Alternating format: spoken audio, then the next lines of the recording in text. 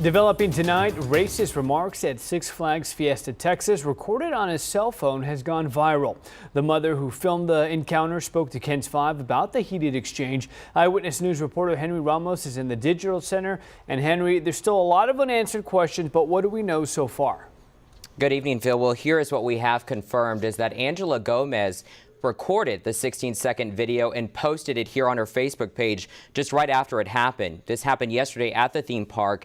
It now has more than 14,000 shares. And here are just some of the remarks. And we want to warn you that you may find this video disturbing. Say it again. Go ahead. Wet back. You go to hell.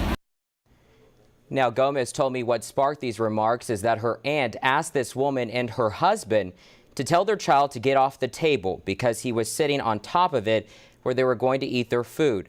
Gomez says the husband immediately responded saying he is just a kid. She then says that is when the woman started making racist remarks. It was sad, like that people still think that way. What brought us to this? You know, why is it okay all of a sudden for people to say those things in public where children are at? Gomez says with recent racist videos that have surfaced across the nation, she felt compelled to show what happened.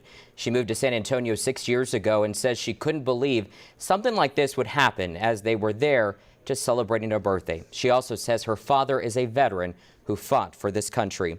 KENS 5 also reached out to Six Flags for a comment, and their director of marketing told us, quote, "We have zero tolerance for this kind of behavior and deeply regret that this exchange took place in our park," end quote.